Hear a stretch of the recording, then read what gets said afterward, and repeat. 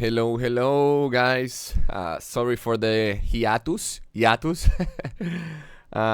Life is a little bit busy, making music for myself, making music for other people, working on different content creation websites. I just don't want to leave you guys in the dark. And I think it's gonna be easier being more active here on YouTube because now I have some help. And I think overall I was just being lazy. It's not that I have any trouble making content because music making is all I do. It's my job. It's just that I was, a little bit over my head kind of thing. And, I didn't I think overall I was just being lazy. So hopefully it's easier now. I want to be back with this track breakdown here. This is the project for Celestial. It's a release I have on Anjunadeep with Gorge Hewek. And I want to take you through the project, guys, because I think it's a strong track. It's an old project, so my production process has changed a little bit, and also my skills as well. But I always loved looking back at old projects because I had a different mindset and I was working in a different way. Maybe I didn't care so much about the rules, so the track sounded a certain way. Now my sound has changed, hopefully for the better.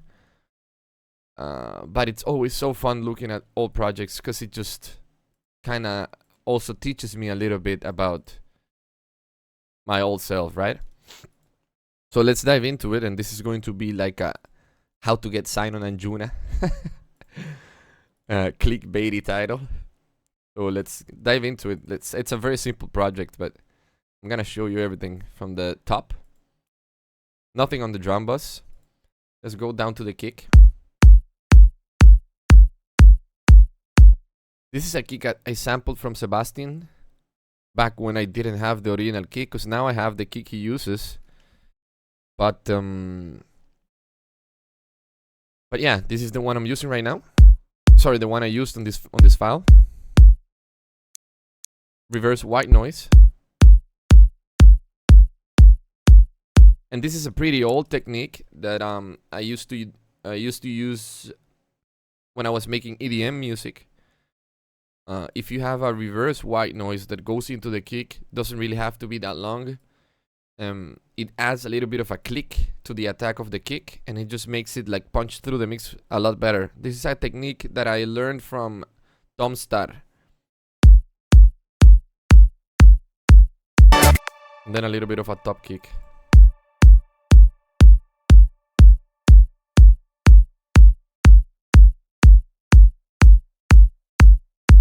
It's subtle, but it's helping the kick cut a little bit better through the mix. Let's move on to the bass line. Nothing on the groups.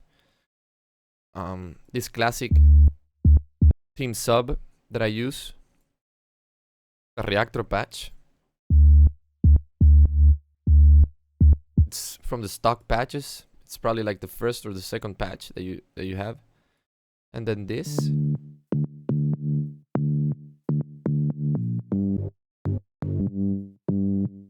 And this sounds like the Moog.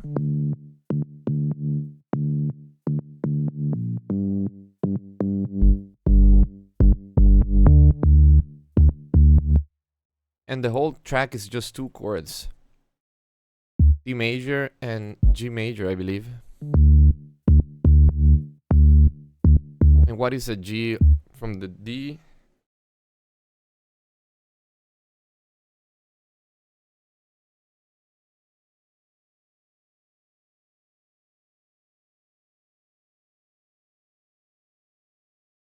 So G from the D, it's a fifth. G to D. So I think that's why it works so safely. It's a very safe sort of movement. This is how these two guys sound together.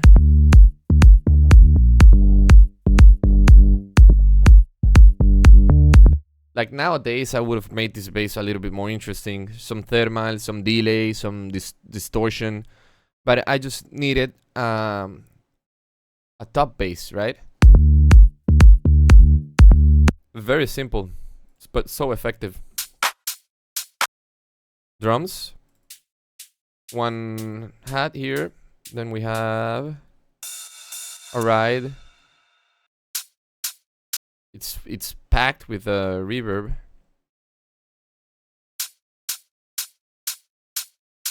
The ride.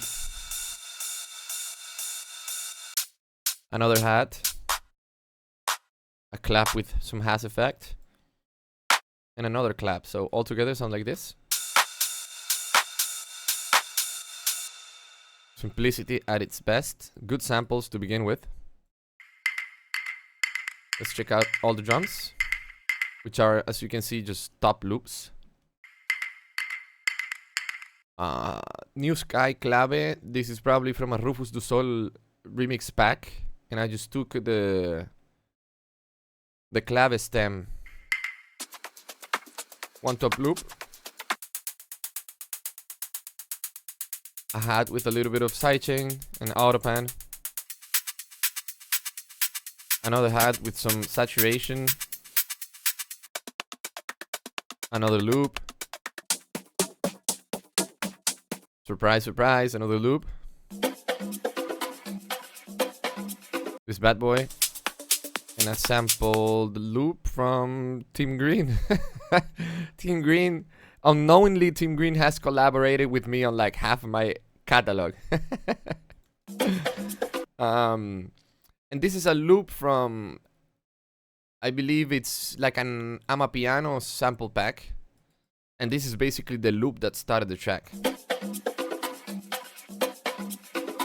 And funnily enough, I didn't change the starting point because to me it sounds like it's off, but I think that's what made it interesting. Can you hear it? It's like not the proper pattern for the groove. If we play it from here, maybe? No, here? No.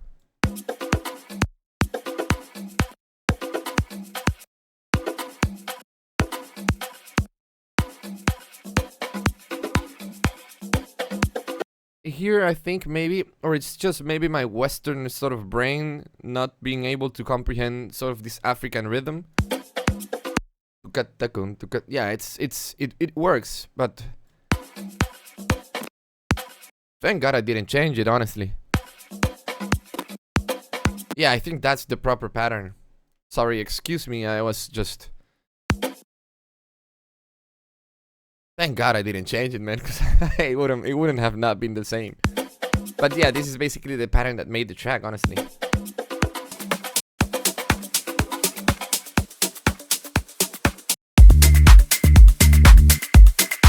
Without that, the loop is just hi-hats, you know, and that's I find that so boring. So I encourage you guys to have some sort of percussion. Congas and bongos, they are the go-tos, honestly. They work in house music, they work on tech house, they work deep house. Every single genre you put a bongo and a conga on, it's gonna be a better track. It cannot make a track worse, you know. So this just made the loop so funkier, you know. Whereas this is your usual All Day I Dream / Anjunadeep loop.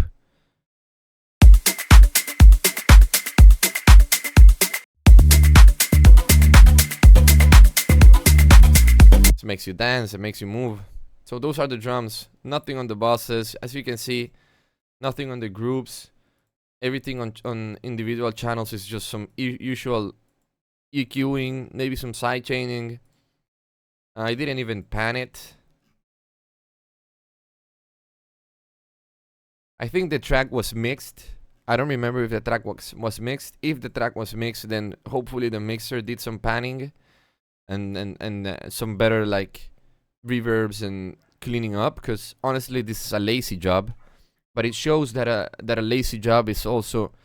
It shows that a track that has musicality and a solid idea is worth more than a track that has a majestic production but no musical context. So it's going back to the usual like it's something I've said before, is that you can have an amazing track with sorry, you can have an amazing production track with like fireworks and automation and crazy stuff, but it's still an amazing production with a shit melodic idea.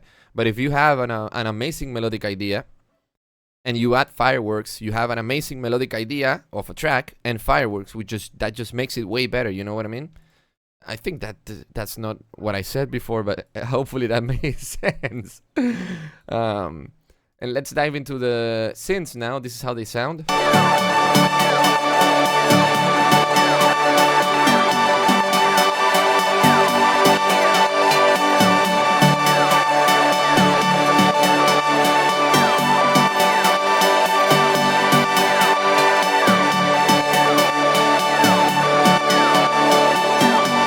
And you can be like, oh my god, how so much layers and stuff, but it's just two patterns.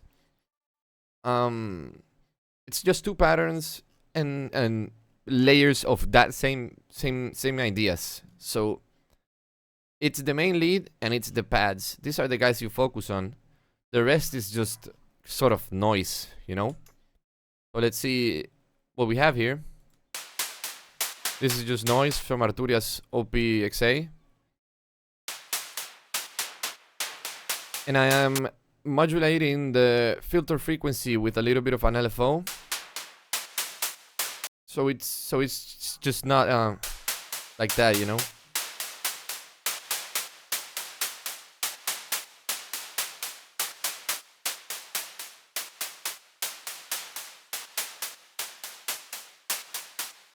I could have done also some velocity, but I guess that's sort of the stuff that right now as a producer I would do way better. Some auto pan, nothing on the sense, and sidechain, that's it. And this is the big guy, right?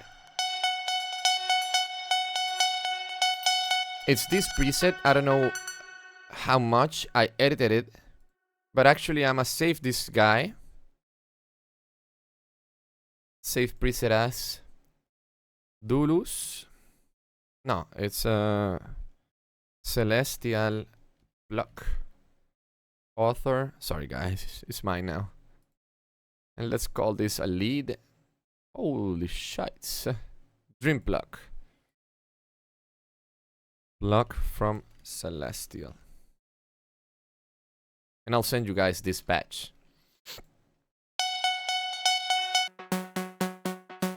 And here's another sound. This is from the Prophet, and this has maybe a little bit more processing. Oh, let's check the processing on this one really quickly. It's fragments, which I don't have anymore. But you can see the preset is ornamentation, and I probably just took down the grain a little bit and the effects down a little bit. It's still working surprisingly. And some reverb.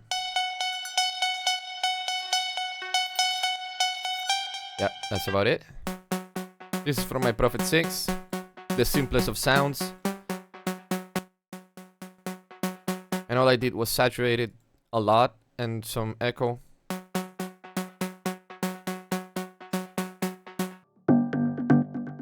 This is a Dune 3 sound. Unfortunately, I don't have Dune anymore. But as you can see, it's just a preset with some low cut. The delay is not even on. Let's see if we flatten it. Maybe we can analyze this a little bit better. Bounce track in place, right?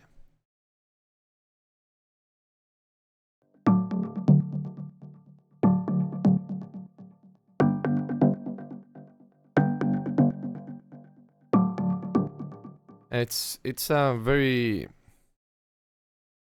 distinctive sort of bass sound that I think has sort of a seventh playing.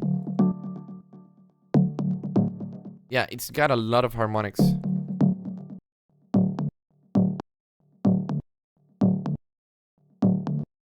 You can see it's playing that D and that G, but then look at all of these other melodics around it.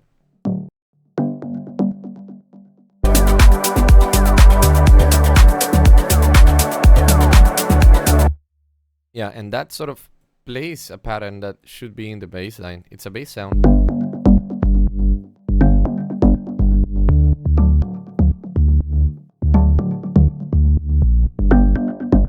can see, it has a ton of modulations, and I could have right nowadays I would have compressed this a little bit, because it is all over the place and it needs a little bit of compression, but that's me now. We have a Reese bass. Yes, sir. Simple.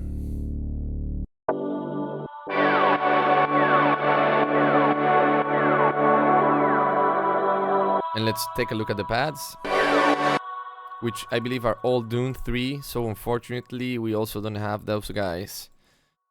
But we can... I do have Dune 3, I just don't have the VST. I went through the process of deleting all of my VST2s.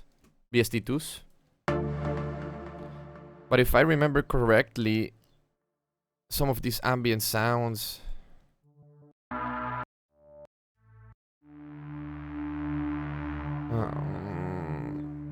let's see if I can see something familiar.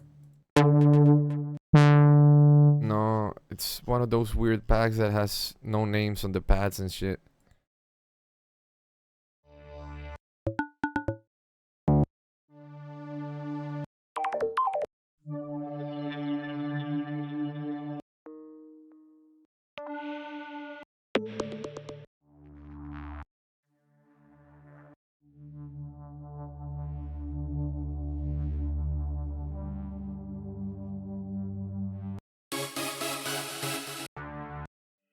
Whatever. I just got lucky and I found a nice preset.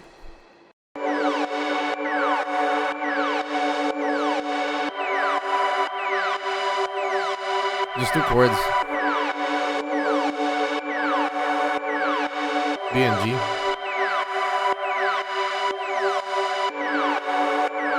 And this patch, you can hear it has a bunch of stuff going on. It has that it's sort of that kind of Dune thing where Dune has, I don't know, it's like 8 oscillators, I think.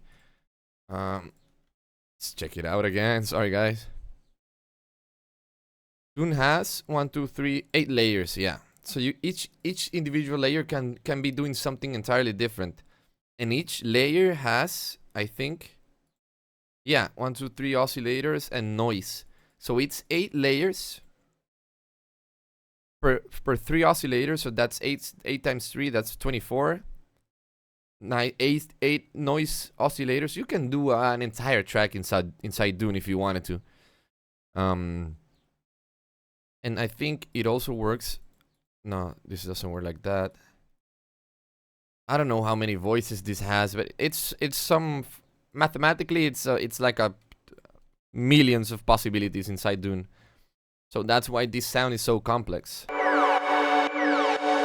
Because it's got the pad, it's got the gliding sort of square sort of sound.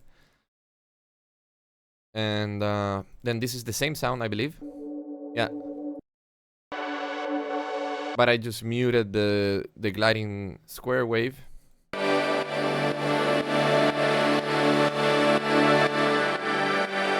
This is another sort of pad.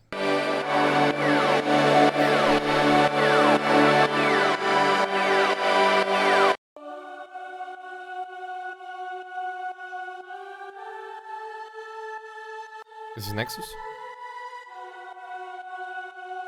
Angels Sing. And as I was playing this pad, so the pads came first, right? And you know, I'm just layering my bed so I can start jamming on the track. And the pads were the first thing I came up with. And I kept on hearing this and that became sort of like one of the main themes.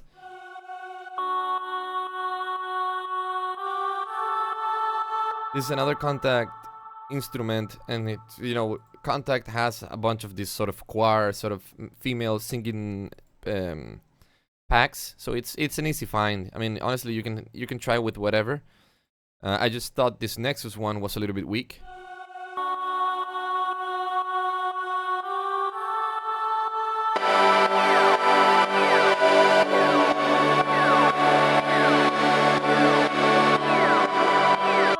Yep, those are the pads. Let's move on to this celestial sound, which is basically what made the track interesting.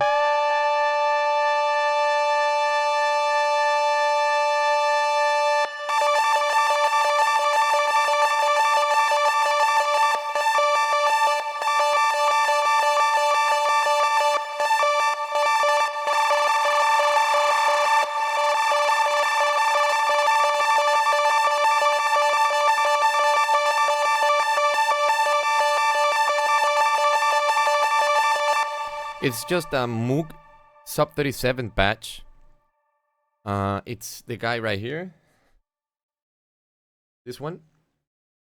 And I'm playing around with the LFO, and it's such a complex patch as well, because it's sort of LFOing with a square wave. It's LFOing one of the oscillators and playing a melody. So if I moved the LFO knob, it would sort of change. No, if I move the pitch knob of the LFO, the amount of the pitch control on that oscillator, it would change the melody. So I was specifically going for sevenths and fifths kind of thing while moving the LFO. So it was a jam that took me, well, it took me only 3 attempts, according to this.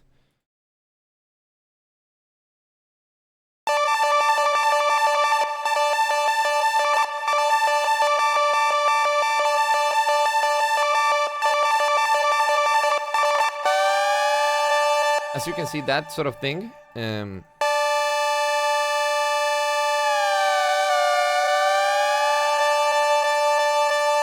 So you can see I kind of fucked it up here. Like, what the fuck, Dulus? You know, and then I had to go back to the 7th, so I was just paying attention and using my master musical ear to be attentive on that sort of modulation. And then it just plays the part of like a riser, a musical riser, and honestly, it made the track for me.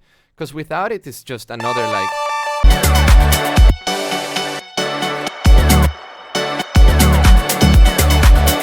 Yeah, I mean, it's cool and it works, but...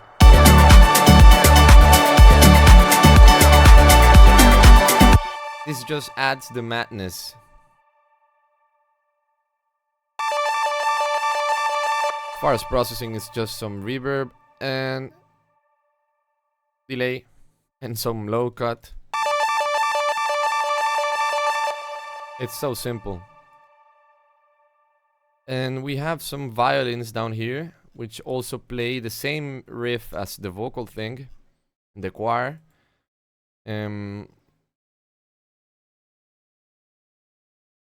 Let's hear them out. This is all Ableton stock cellos and violins.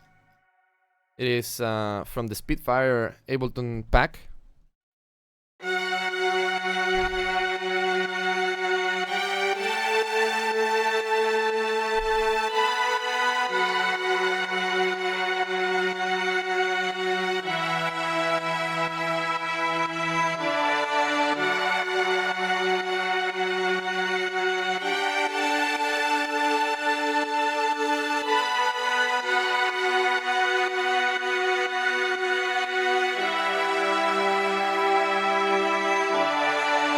So I did some sort of like different movement here with the cello, trying to be Vivaldi maybe. It just doesn't sound amazing, but I guess it's like, you know, okay, let me do some sort of like how an orchestra would play it. The cello is not gonna follow the violin entirely. Maybe it does. It's just it depends on what you want to sort of convey with your writing, you know. And in this case, I wanted the cello to do something different, but not stray away so much from the original melody. So it just sort of does a little bit of a different movement. It goes up to this G, D, sorry, whereas here we stay on this A. So what are we making here? We're making another perfect fifth. But then here, this is a little bit wacky. So this is a G, and then this is an E. So what are we making? Just a regular E minor triad.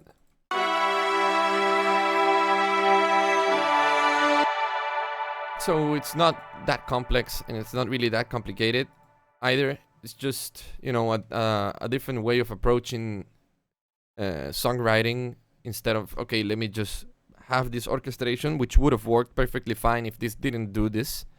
I just wanted a little bit more of musical contrast in the track to make it a little bit more interesting.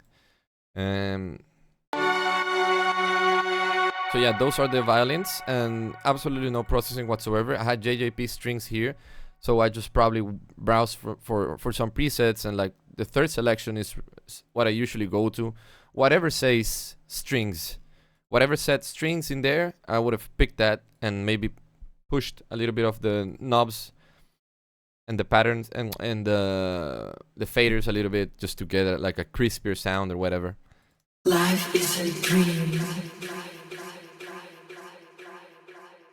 Then we have these vocals, which, looking back, I was really trying to get the dream or the vocal to sort of fade for a longer time, and feedback wasn't giving me that. I just gave up, basically, you know, and as a lazy producer, I gave up.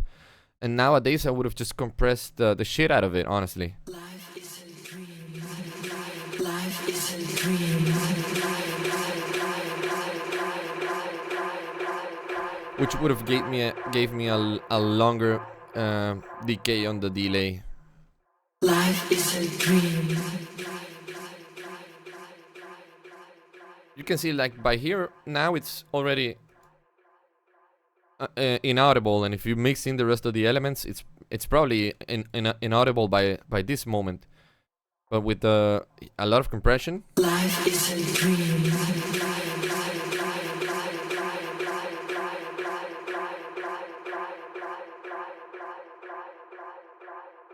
almost doubles the length. We have some atmosphere here. And this is just a sample. Reversed.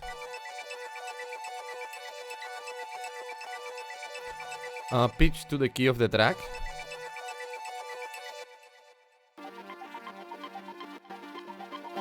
Originally it sounds like this.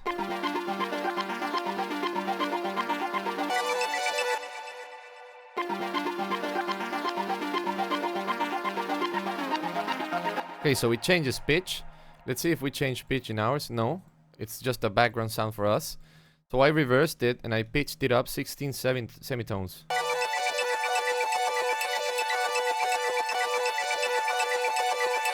And it also has this sort of, because I'm working so hard and having the sample not loop, or not play the next section of the sample, then I end up with this sort of polyrhythmic background sound.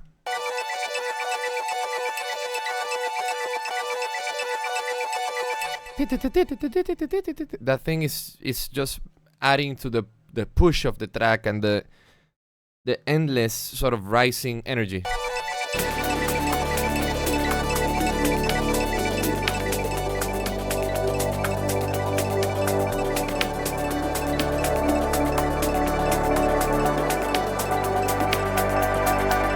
So, yeah, it's something that it's not really thought out. I'm not thinking about doing this specifically when I was just going through samples and trying to find something to add to the breakdown or whatever, and it ended up being like one of the interesting elements in the track. It's like almost every single element in this track is not a wasted element, you know? It's not like I'm adding a single note block, like an Afro house kind of thing, which is honestly, I think, wasted elements because it's just, sometimes it's not even necessary. But everything in this track kind of sounds like it deserves a mention, you know?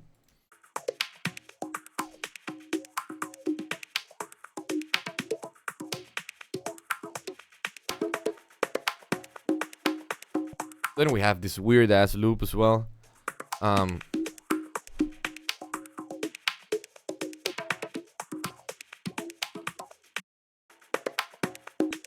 With, I guess, a little bit of phasing, but honestly the loop itself sounds like it's phasing a little bit. Nah, it's really the phaser here. So just a phaser. I love phasers, by the way. And finally, we have this vocal, which is part of another big ass vocal shot, and which is also reversed. Sorry, promise that finally make it. Which honestly deserves a track of its own, right? It deserves another track. This is such a nice, beautiful vocal. Sorry, promise that finally. And such a beautiful melody. But in the end, I ended up reversing it and sort of using it as a transition element with some supermassive on the default setting. And finally, all we have here is noise and your usual suspects. Oh, this is nice. It's a feel surely from another one of those Amapiano packs. Then we have a fresh crash here, so I guess it was just a crash. Atmo loop from some pack. And then some crashes here. Very simple stuff, so the effects are not even worth mentioning. Yeah, so this is how you build a track for Anjunadeep. And you don't really need a lot of saturation or crazy processing. Since the only thing they have is this soothe, because I think the Celestial patch from the Sub 37 had a lot of resonant stuff. Instead of throwing it on that, I just threw it on everything. If you're gonna fix something, then I might as well fix all of it. So yeah, just pay attention to your, I would have maybe layered this differently, or I wouldn't even have added this extra pad layer, but maybe that's what's making the track, right? So at this moment in time, at this level of production that I had, it was the perfect track, And I play this track every once in a while, and it's energetic, it's uplifting, it's beautifully melodically, and it gets so much energy to the track. Even as a closing track, it kind of like re-energizes people in a happy way, and just closes stuff for me very nicely. So yeah, think more about the music and the songwriting first. I think you have two sort of ways of making a very good track. Let me go full screen here. Whoa. You have two ways of making a very good track, right? If you are a great sound designer and you well, it kind of goes, well, yeah. If you are like, think about it like maybe drum and bass guys, they don't really have a lot of melodic songwriting in their tracks, but they do have crazy sound design. So that's that for that genre, right? But for our stuff and like deep house and maybe melodic stuff, and maybe it's the stuff that I really, really like, even though I'm producing a bunch of different stuff, different music. You have to think about songwriting over the sort of sound design, because honestly, you can get away with like whatever plug, like you open a Diva plug and the first patch you find, it's probably gonna be a good enough patch for a melodic house track or like a organic house track or whatever. But then you have to sort of put effort behind the songwriting part, and I think that's way stronger than a track that has like a great mix. I mean, no one ever said, brother, that track had a great mix, You've never heard someone say, what a great mix. You will hear that from producers, but from the usual suspects, like your regular listener, they're not paying attention to the mix, man. I mean, the track can sound great, whatever, but they're usually saying, bro, that track is so beautiful. It's like a beautiful melody. It has so many beautiful elements. The vocal is fantastic. The lyrics, etc., etc. They're not thinking about the mix. So for the people who are killing, like you're killing your creativity, but always focusing on having a great sounding mix. Yeah, have a great sounding mix, but that's the end of the process. So yeah, hopefully you guys found this one useful, and yeah, peace out.